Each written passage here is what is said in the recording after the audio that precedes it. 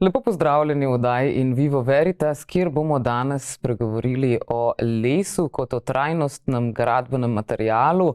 Sliši se kot nekaj, kar so poznali že naše babice in dedki, pa smo mogoče na to malce pozabili. No, v zadnjem času je o tem vse več govora, zato je z mano danes doktorica Andreja Kutnar, redna profesorica, nosilka področja znanosti o lesu na oddelku za aplikativno naravoslovje Univerze na Primorskem, pa tudi direktorica InnoRenew Koe.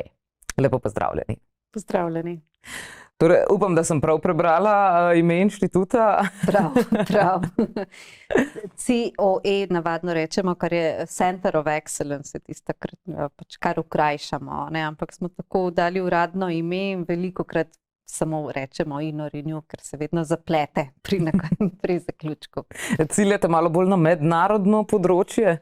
Ja, v samem začetku smo se odločili tako, da bomo prisotni v mednarodnem prostoru, predvsem tudi, da nekako slovenski industriji prinesemo tudi znanje iz tujine in smo se tako odločili, da bomo kreirali mednarodno ekipo, tako da nekako tudi ime InnoRenew, večkrat so nas vprašali, s kje pa to je, in je v bistvu innovation in renewable, se pravi inovacije in obnovljivi, in ko smo se stavili, ampak danes zelo z veseljem slišim, kad se velikokrat reče, kot InnoRenew, in že ljudje vejo, kaj je, kot nekako smo kreirali novo besedo.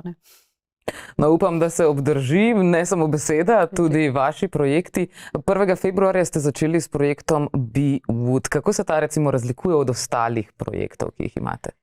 Projekt Life Be Wooden je voden na Univerzi na Primorskem in sicer je pod koordinatorstvom Italijanske univerze iz Genove.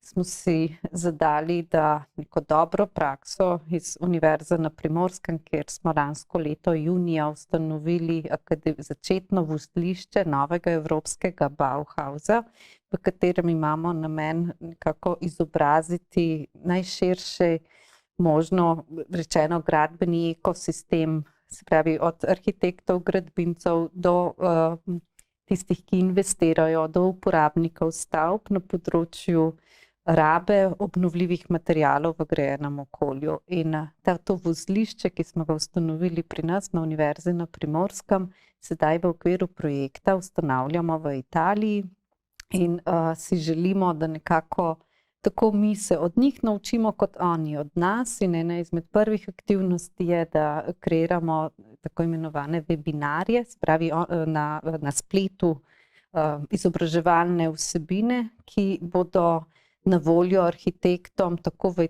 Italiji kot Sloveniji, kot tudi širše, da se izobrazijo z določenih tematik in s tem pridobijo tudi tiste nujno potrebne točke vseživljenjskega učenja, ki jih arhitekti danes pač morajo dosegati vsakih nekaj let.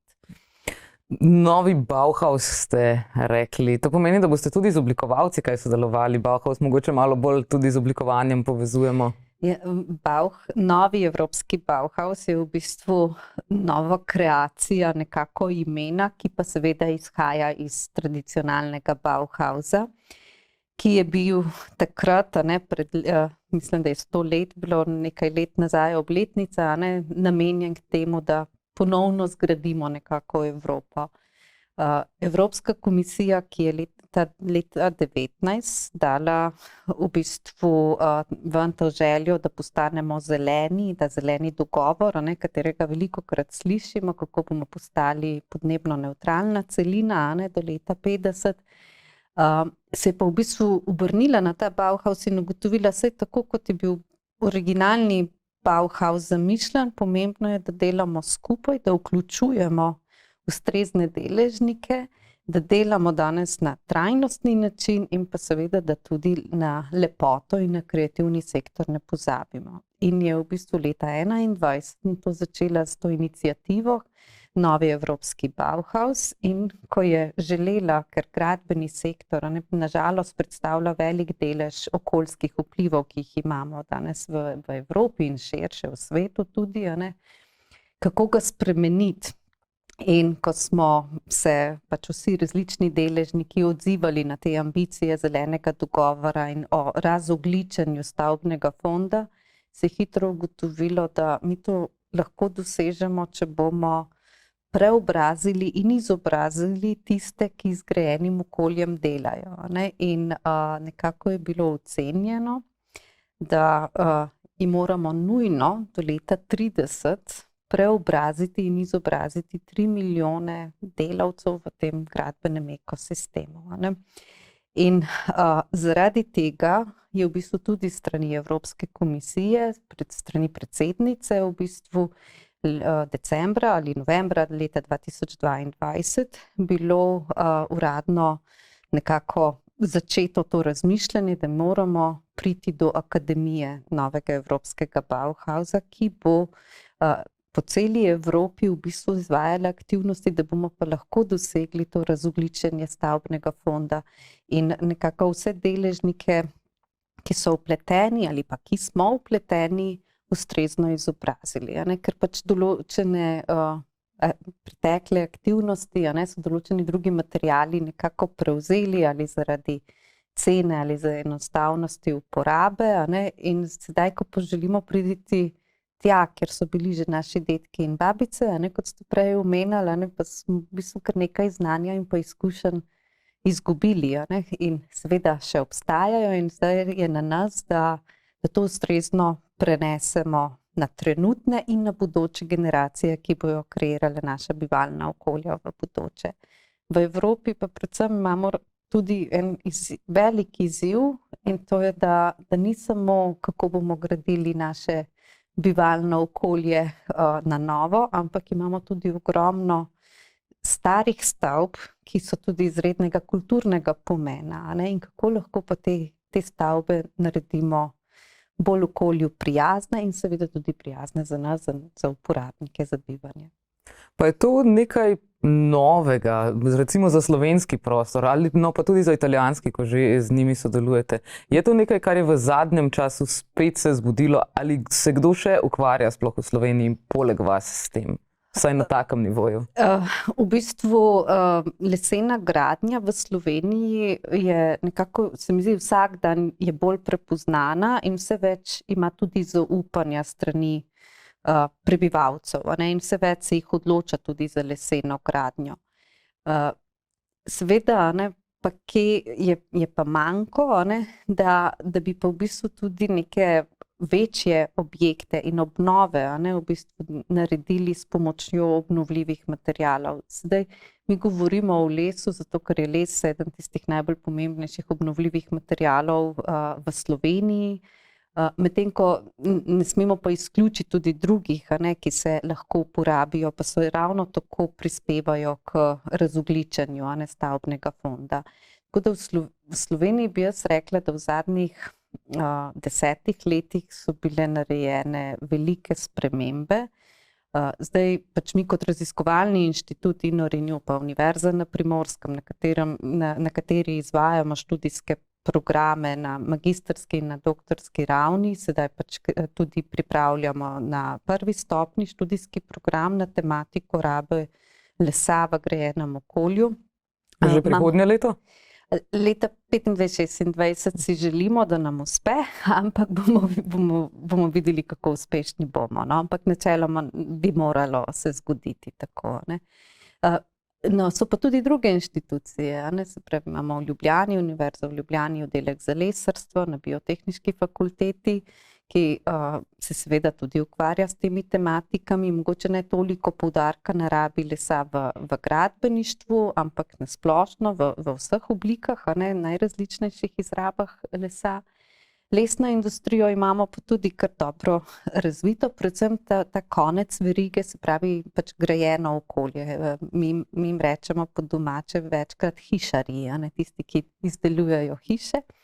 Medtem ko smo imeli v zadnjih letih težave pri tisti primarni predelavi lesa, se pravi iz hloda, da pridemo do elementov, ki jih potem v gradnji uporabimo, kar se pa tudi popravlja in sicer zdaj v nekaj dneh bo v bistvu tudi začela proizvodnja križno lepljenih plošč v Sevnici, in sicer podjetje Stilleles, tako da bomo lahko zgradili tudi iz slovenskega proizvoda leseno hišo, kar je pač neka manjka, ki se je dogajala zadnjih let, ki se pa seveda z novimi investicijami v proizvodnje obrate tudi popravlja in spreminja. Zdaj, Slovenija je precej gozdnata dežela z veliko gozdovi, ampak vsaj zdaj, ko se je na primer v mestih rušilo veliko dreves, smo veliko poslušali o tem, kako eno staro drevo lahko nadomestimo kvečemu s 1000 ali 2000 novimi mladimi drevesi, v tem smislu, da nam vrnejo ta kisik, ki ga lahko tisto drevo proizvede. Zdaj, ko govorimo o lesu za gradnjo, verjetno govorimo o starejših drevesih, naprimer ljudje grejo na jelovico po tiste kvalitetne smreke, ki so počasi rastle. Zdaj, če bi recimo veliko se ukvarjali z gradnjo za les, ali bi tukaj tudi lahko rekli, da je recimo sekanje takšne količine dreves še vedno trajnostno? Ja, to v bistvu večkrat se dobi takšno vprašanje, recimo, če najprej govorimo, če odgovorim na tematiko dreves v mestnih središčih, tam moramo izpostaviti, da smo tudi mi čustveno navezani na ta drevesa, se pravi, nam ni vseeno, in gotovo ta drevesa tudi niso tista, ki so v industrijski potem rabi naprej uporabljena za izdelavo. Drugo pa, kar se večkrat pojavlja, pa je vprašanje, ali imamo dovolj lesa, da bomo naredili da bomo začeli graditi samo še z lesom, v Evropi, ne samo pač v Sloveniji. Odgovor je pač znan, in sicer lesa je dovolj in ga imamo dovolj, ampak pod dvema pogojama. Eden je, da lesa več ne kurimo, ampak da ga uporabimo potem za trajnostne proizvode, se pravi, da ne gremo iz gozda neposredno v peči. Drugo pa je, da to grajeno okolje, ki ga zgradimo z lesom, da tretiramo kot banko materialov. In sicer, če je les ustrezno vgrajen v neko hišo, in čez 50 let, 100 let, gotovo bo prišlo do nove potrebe, da se ta stavba spremeni in elementi, ki so vgrajeni v tej hiši, so že ovrednoteni, klasificirani in jih je potrebno ponovno uporabiti, se pravi ne završiti. Tako da v teh primerih bi lahko začeli graditi samo še iz lesa in bomo imeli dovolj. Ampak moramo pa izpostaviti še eno zelo pomembni dejavnik, in to je, da imamo klimatske spremembe že tu in danes gradimo predvsem iz smreke, jelke, iz macesna, medtem ko jih imamo v naših gozdovih precej več lesnih vrst, in ki pa se danes ne uporabljajo v gradbeništvu še. Se pravi, tu je pa na strani tako raziskovalcev kot industrije, da pa najdemo tudi nove, tako imenovane inženirske lesne proizvode, s katerimi pa lahko gradimo tudi stavbe. Tu imajo zelo veliko vlogo, veliko industrija ploščnatih kompozitov, zato ker oni pa uporabijo les in ga pač kreirajo plošče, najrazličnejše tudi krivine, če je potrebno, kompozite, s katerih lahko gradimo.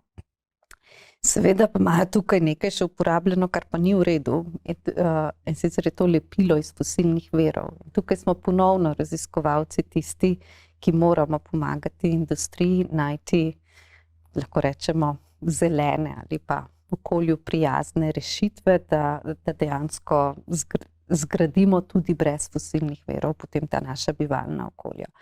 Tu bi izpostavila, da imamo tudi v Sloveniji podjetje, ki v bistvu proizvaja plošče masivne, s katerih lahko gradimo brez lepila, in sicer je za mozničene plošče masivne, sicer je to podjetje IQ Wood, ker bi to izpostavljam zato, ker moramo biti ponosni, da imamo v Sloveniji tudi že rešitve, seveda pa ni tako enostavno, je potrebno, ko govorimo o celotni Evropi, in pa masovni rabi nekega materiala, za gradbeništvo je potrebno in vzpostaviti standardizacijo, z ustrezno kontrolo kakovosti, nazadnje, če to ni trajnostno in ustrezno, lahko tudi pač imamo velike težave, če pride do neke nepredvidene porušitve, kar pa seveda ne sme se zgoditi.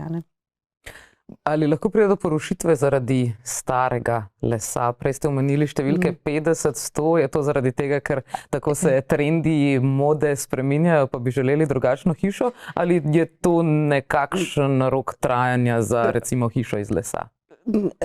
Rok trajanja za hišo iz lesa je lahko neomejeno, če jo ustrezno zaščitimo, in sicer navadno se pač ljudje bojijo kakšnega požara, pa tako se, pa v bistvu to ni težava pri leseni gradnji, pa lahko se do tega nazaj vrnemo, ampak kje pa je težava, je pa vlažnost. Se pravi, ko mi transportiramo les iz proizvodnje do gradbišča, kjer ga vgradimo, je vzpostavljen v nekem zunanjem okolju in vedno so mikroorganizmi prisotni na samem materialu. In če se ustvarijo pogoji, v katerih ti mikroorganizmi lahko začnejo rasti, pa pride lahko do razkroja. Zdaj, če tako zelo poenostavljeno pač po domače povem, in se pravi, ključno je, da les ne zmoči, pa da ne ostane moker in da ni visoka temperatura potem prisotna, ker to ustvari pogoje, da pride lahko do razkroja. In tu je seveda pomembno, da tisti, ki gradi iz lesa, da to pozna, in da se tega zelo dobro zaveda, in tudi zato je ključno, da izobražujemo. Se pravi, ne samo arhitekte, pa investitorje, pa zavarovalnice, ki na koncu morajo to zavarovati, ampak tudi tiste, ki dejansko delajo z lesom na gradbišču. Se pravi, ker nekako v primerjavi s klasično gradnjo, če ima delavec zjutraj neko slab dan, pa pozabi nekaj, in celoma ne bo katastrofe. Pri leseni gradnji pa ena majhna napaka lahko pomeni, da bo nekje prišlo do zamakanja z vodo, in mi tega ne vidimo, zato ker les vsrka, se pravi v vase, in pač, če se ne posuši, lahko pride do težav. Seveda je pa danes, ko smo izpostavljeni takim vremenskim ujmam, ki jih nikoli v življenju nismo si zamišljali, da bomo jih pač izkusili, izredno pomembno, da najdemo tudi načine, kako pa mi to gradnjo spremljamo, oziroma to hišo, stavbo, spremljamo v času uporabe, da tudi če pride do nečesa kasneje, do neke poškodbe, da ne bi prišlo potem do težav. In tu najrazličnejše senzorike že obstajajo, in tudi recimo naša hiša v Izoli, pač kjer je stavba Raziskovalnega inštituta Inorinju, recimo imamo na vseh tistih mestih, kjer potencialno lahko pride do kakšne težave, nameščene senzorje. Tako da, ko bo priložnost, vas bom povabila, pridete k nam in vam tudi pokažemo, in recimo vse naše kopalnice, vse naše kuhinje, se pravi, kjer bi prišlo lahko do nekega izliva vode, imajo pač vgrajene senzorje in mi to spremljamo tudi na fasadi. Streha naša je lesena, recimo, pa imamo tepih senzorjev nameščenih na strehi. Se pravi, da tudi če bi prišlo do česa, bomo pravočasno lahko to zaznali in pač sanirali. Kako pa je s temi prezervati za les? Se pravi, proti mikrobom ponavadi pošpricamo z zelo strupeno zadevo, s katero se ne smemo potem dotikati obraza. Potem imamo tukaj še prezervacijo lesa ravno zato, da potem, ko dežuje, ne gre voda skozenj. Ali obstajajo tudi tukaj neki trajnostni načini, se pravi, da naprimer, ko špricamo z vsem tem po lesu, da ni to nekaj strupenega za naravo, da naprimer, ko dežuje, potem to ne odteka potem naprej v zemljo? Ja, v bistvu to je ena izmed nekako težav, ki jo imamo pri rabi lesa, da na koncu rečemo, imamo obnovljivi material, trajnostni, skladiščimo CO2, pa damo neko hudo kemijo nanj, Ampak seveda tudi rešitve že obstajajo, da temu ni tako. In recimo pri nas na fasadi v Izoli imamo dve vrsti lesa uporabljeni. Eno je modificiran les, ki je s furfuril alkoholom impregniran bor in potem termično obdelan in nima nobenega premaza. Se pravi, je naraven, seveda nekoliko spremenjen, ker je šel skozi ta tretma pri visoki temperaturi. Druga vrsta lesa, ki jo imamo, pa je macesen, na kateri pa je v bistvu nameščena oziroma je premaz, ki so v bistvu gljive, ki vrastejo na površini. In to je tudi eno izmed področij, ki jih na InnoRenewju razvijamo, in sicer je, kako posnemati naravo in najti mikroorganizem, ki bo zaščitil naš material pred ostalimi. Se pravi, da posnemamo naravo. Narava je že leta in leta v bistvu odkrivala, kaj je tisto, kako se kateri organizmi med sabo se imajo radi in kateri enega in drugega recimo izpodbijajo. In recimo imamo zelo velik projekt, ki ga vodi Jana Sandak na našem inštitutu in strani Evropskega raziskovalnega sveta financiran, kjer v bistvu razvijamo te premaze za les, beton in kovino. In kaj je najlepše, je, da je to samo zacelitveni premaz. Pravi, ga ni treba več barvati, tako kot verjetno marsikdo vedno se odloči za kak drug material, ker les je treba pa barvati vsakih nekaj let. V tem primeru pač ni potrebno. Kaj pa je potrebno, pa je, da se jih vsake toliko časa nahrani. In sicer za nekimi olji, se lahko samo nabrizga na površino, in tako da gljiva še naprej raste. Če pa oprasnemo, pa zaraste nazaj. Kako pa se sicer drži vaša hiša v Izoli, ko gledamo tradicionalno gradnjo na Krasu ob obali, je ponavadi veliko kamna, ker je bolj vzdržljiv in verjetno si ravno ob takih ujmah, ob burji, recimo ne predstavljamo, se nam zdi, kot da se je opodrlo vse skupaj kot hišica iz kart. Ampak temu verjetno ni tako. Še zdaleč ne, zato ker v bistvu lesena gradnja je precej bolj varna kot katerakoli druga, ko govorimo recimo o potresu. Tudi Slovenija se nahaja na potresnem območju. In ker naša hiša, tudi naš nekako objekt raziskovanja, smo tudi na to mislili, ko smo jo projektirali in gradili, in sicer imamo vgrajene tudi senzorje pomikov stavbe, tako da ob visokih hitrostih vetra v bistvu se učimo, kako se pa hiša premika. In tudi večkrat smo tudi v času gradnje, predno je bila fasada, predno so bila okna, in tako jo tudi stresli in zmerili, tudi kako se obnaša glede na to, koliko je zaključena. Tako da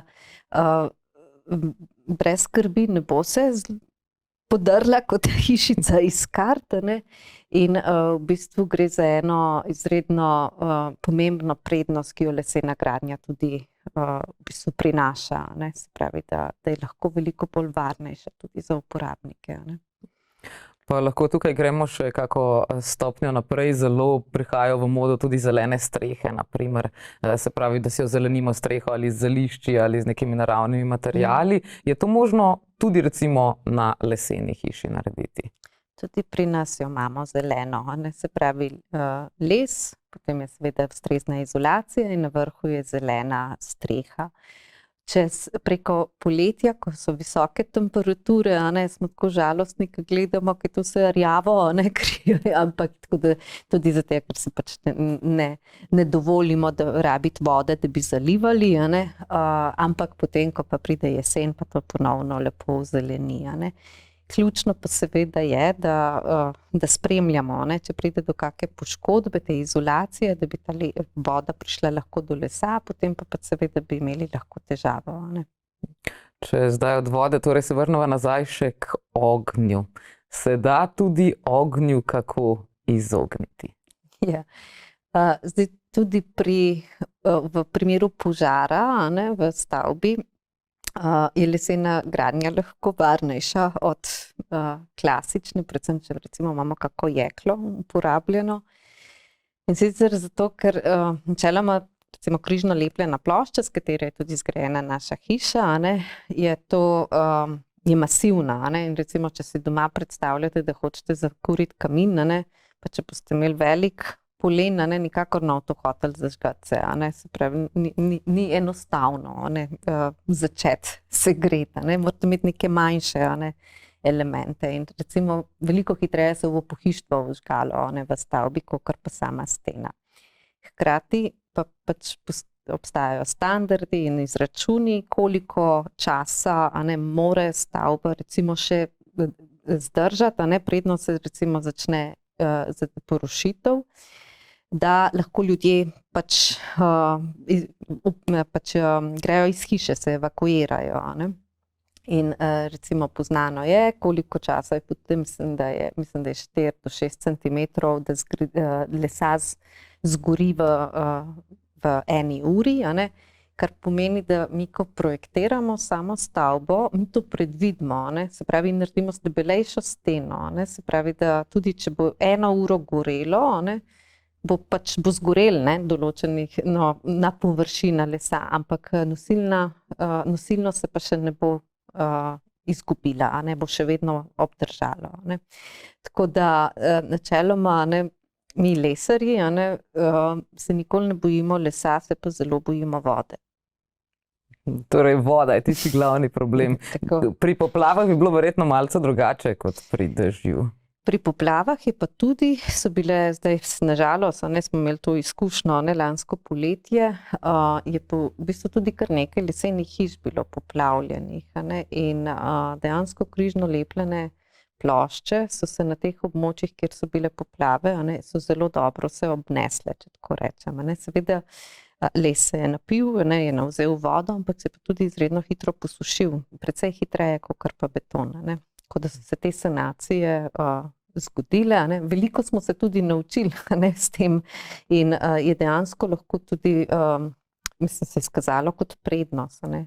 Čeprav vsakdo se boji, ne. Če je les, sicer pa lesena gradnja, ena je masivna, ne, se pravi križno lepljene plošče, na to vstajajo tudi okvirna konstrukcija, se pravi, da je masivni okvir, v notranjosti je izolacija, ne, potem imamo pa neke plošče na obeh straneh samega sendviča, če temu tako rečem, ne.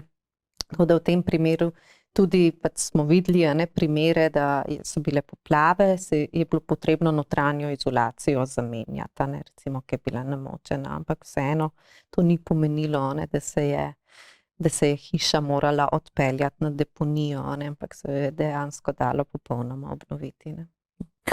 Nekako se mi zdi, kot da ves čas govoriva o stanovanjskih hišah. Se da z lesom graditi tudi kaj drugega, recimo večje stavbe, bolnico na primer? Ja, brez dvoma se da tudi večje stavbe zgraditi in tudi center InnoRenew, ne, ima največjo stavbo v Sloveniji, ne, ki tudi ni stanovanjska. Ampak recimo bolnice, ne, brez dvoma, kjer je tudi ena zelo velika prednost lahko, in sicer je to kakovost zraka, ne, kateri si izpostavljen v leseni gradnji. Seveda je pa potrebno imeti tudi vedno pred očmi umno rabo materiala, če temu tako rečem. Ne moramo iti v vsakem primeru v lesa, ne, in se pravi tudi potrebno skrbno premisliti o sami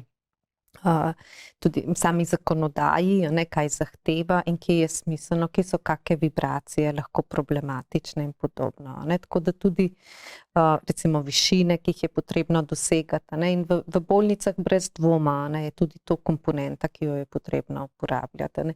V Sloveniji recimo vrtci so naslednji, ne, za vrtce imamo že kar dolgo tradicijo, da so v veliki meri leseni, ne.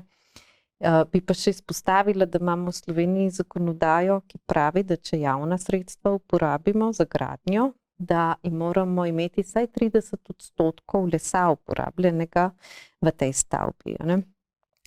Zdaj zakonodaja, pa zeleno javno naročanje je pač veljavno, dejstvo pa je, da se tudi včasih zgodi, ne, da se to ne upošteva, in to je nekaj, kar si trudimo, da bi se spremenilo, in verjamem, da bo Akademija novega evropskega Bauhausa pa naše začetno vozlišče na Univerzi na Primorskem tudi k temu prispevalo. Ne. Se pravi, da dejansko bomo imeli vse deležnike z ustreznimi veščinami, da se bodo tudi tega lotili. Ne. Se pravi, da lahko sicer se ta odstotek zmanjša v primeru, da imamo recimo druge materiale, ki imajo tako imenovane okoljske deklaracije proizvodov, ne. Ampak kljub vsemu Slovenija se zaveda pomembnosti, ne, ki jo lahko naredimo z spremenjenim načinom gradnje, ne. In to se mi zdi izredno pomembno izpostaviti, nekaj, s čimer se zelo rada pohvalim v vsem mednarodnem okolju. Ne, tako da, Ste mogoče zaznali, da je torej praksa pri tem izvajanju zakona mogoče malo drugačna? Dostikrat, naprimer, če nam nekaj ne uspe po zakonu, doplačamo in se zdi, da je vse v redu. Je Ja, tudi ampak tukaj tako? ne bi smeli niti doplačati, a ne, ker pač, če je pravilo, a ne. Tako da to se ne bi smelo zgoditi, a ne. Zakaj pa se zgodi, je pa zato, ker nimamo vzpostavljene ustrezne kontrole, a ne. Se pravi, mi vemo, kako gre, a ne, da naredimo pač projekt za pridobitev gradbenega dovoljenja. In to gre na upravno enoto, kjer se pač pogleda zakonodaja, ampak osebe na upravnih enotah pa niso nikoli bile v bistvu izobražene, na kakšen način pa lahko preverijo izračun odstotka lesa glede na pravila zelenega javnega naročanja v Sloveniji. In se pravi, pač se izda gradbeno dovoljenje, kljub temu, da nek manko obstaja, ne. Zdaj, mimogrede, prej ste omenili tudi, da je kvaliteta zraka boljša v lesenih hišah. Zakaj pa do tega pride? Zato, ker les diha. Se pravi, če je visoka vlažnost v prostoru, bo les vlažnost absorbiral, a ne. Če bo pa suh prostor, jo bo pa oddajal, a ne. In se pravi, to je eden izmed pač razlogov, da je nekako boljše počutje, a ne, v leseni stavbi. Seveda so tukaj tudi najrazličnejši ekstraktivi, ki dajo svoj vonj, a ne, in določenim osebam bolj ustreza, drugim manj, ampak dejstvo je, da načeloma imamo blagodejne učinke na naše počutje v leseni stavbi. Hkrati pa moram izpostaviti, da to ne pomeni, da se moramo mi v lesene kocke zapreti, ne, zato ker je tudi odvisno, koliko je vidnih površin, kateremu smo mi kot uporabniki izpostavljeni, a ne. In to recimo je raziskovalno področje tudi na našem inštitutu, kjer poskušamo priti do znanstveno dokazljivih zaključkov, koliko v bistvu vidnih površin lesa, katere vrste lesa, ne, so tiste, v katerih se mi dobro počutimo, ne. In kako pa to merite? Ja, v bistvu najrazličnejši načini, a ne, so, ki jih izvajamo, ampak recimo nek primer je, da ljudi izpostavimo različnim prostorom in nato v njih vzbudimo stres za grozljivko, a ne. Pa včasih so matematične uganke, a ne, to je znano, da nas nekako vznemiri, a ne. In nato merimo raven kortisola v slini pri ljudeh, ne, ali pa recimo srčni utrip merimo, a ne, pri osebah, ki tudi nakazujejo na stres. Hkrati pa s našimi psihologi najrazličnejše teste kognitivnih odzivov. Ampak nekako, ker ljudje smo poznani po tem, da po naravi vedno radi lažemo, ker vedno iščemo, kaj je pravi odgovor, a ne, in kadar delamo te teste in eksperimente, a ne, se mi zavedamo, ne, da vsakdo bo majčkeno bil bolj usmerjen k temu, da kaj bi bilo pa prav, da obkrožim, a ne, recimo v nekem vprašalniku.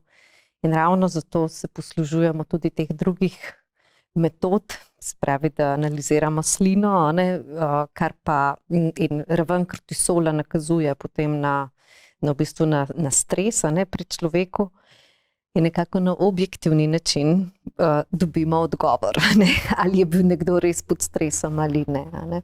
Tako da bi pa želela izpostaviti, da je zelo tudi odvisno od tega, a ne, iz kje prihajamo, a ne. Se pravi, glede na to, kje smo odrasli, a ne, je nam nekaj bolj naravnega kot v smislu okolja, kot če smo živeli v mestu ali v mestu, ali na podeželju, ali pa tudi recimo, ali smo iz Skandinavije, ali smo iz Grčije, ali Španije, ne, ali pa Kitajske, pač se vemo, kako raznoliki smo v svetu, a ne.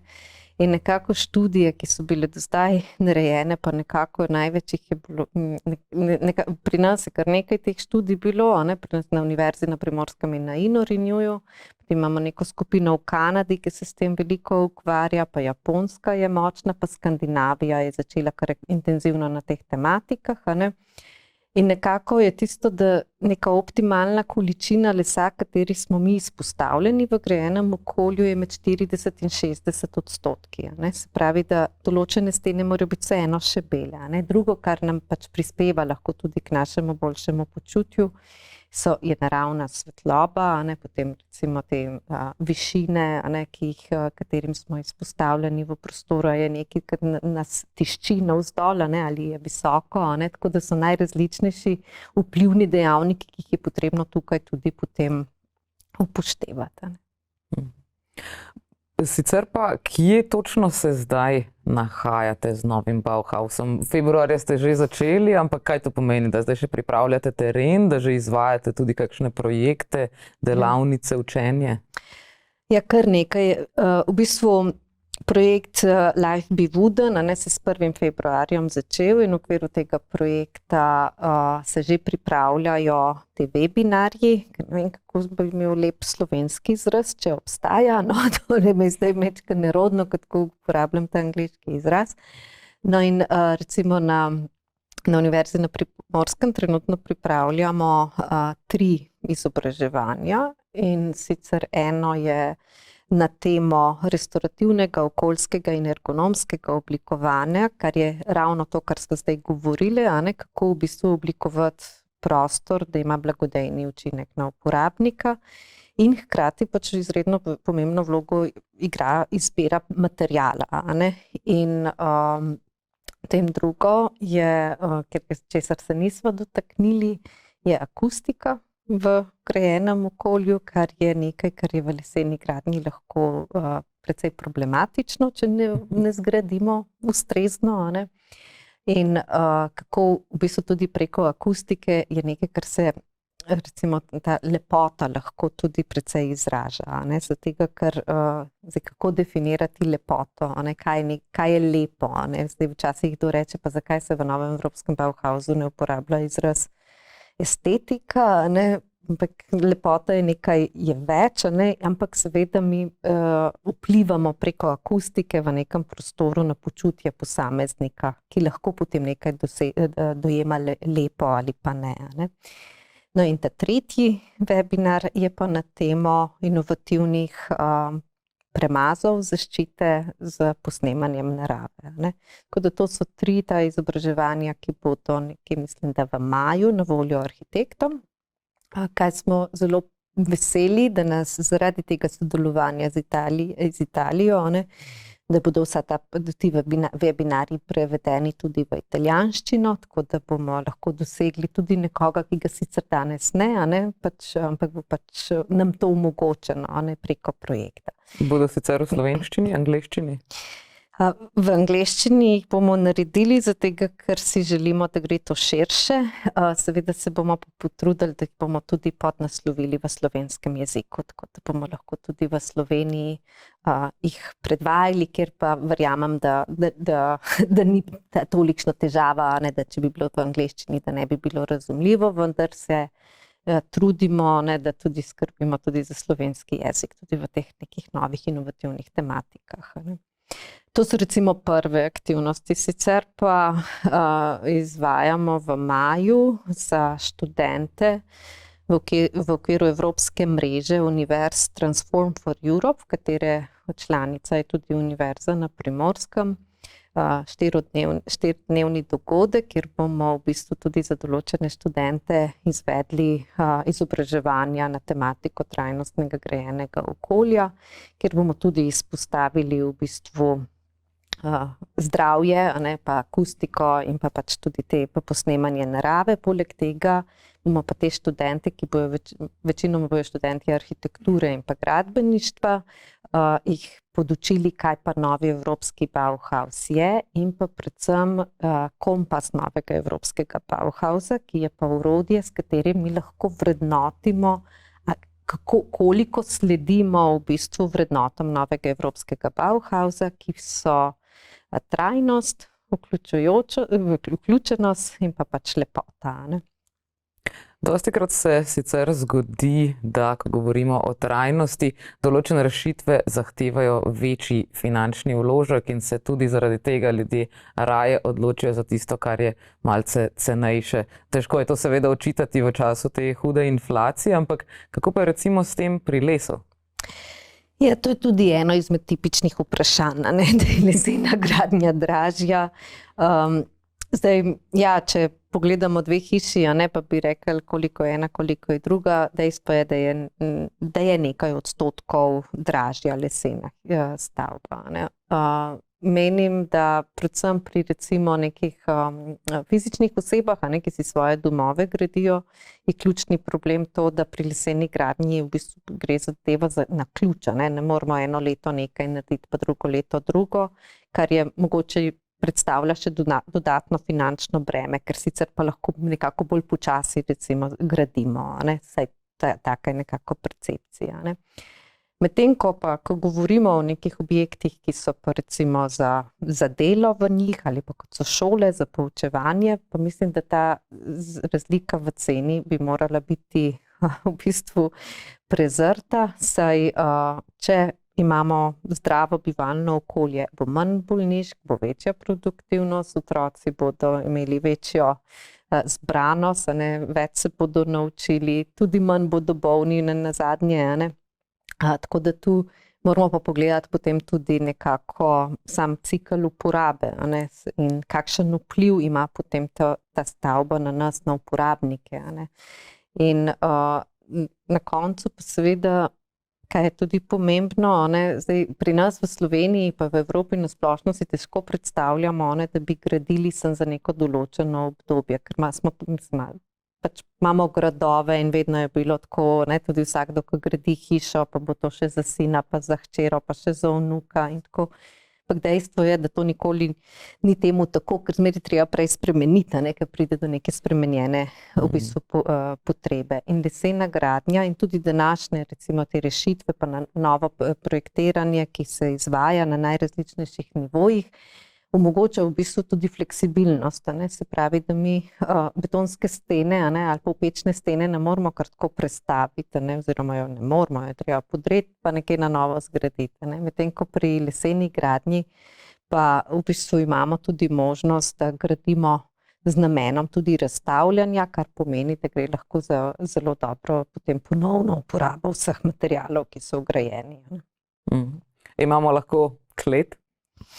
Ja, prej sem omenila, da mora biti umna raba materialov, tako da pač tisti, ki poznamo les, seveda si ne bomo zamislili, da bi šli klet narediti iz lesa. Tudi, kaj je zelo pomembno je, da se to dvigne, da ne postavimo na zemljo ali pa direktno na beton, sicer to vidimo večkrat in načeloma se tudi ni, da se bi pa zdaj kar porušili čez 5 let, če to naredimo, ampak je izredno pomembno, da ustrezno zaščitimo ta les v sami stavbi.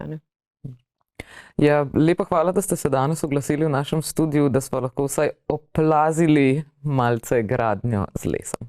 Najlepša hvala, mi je bilo veselje.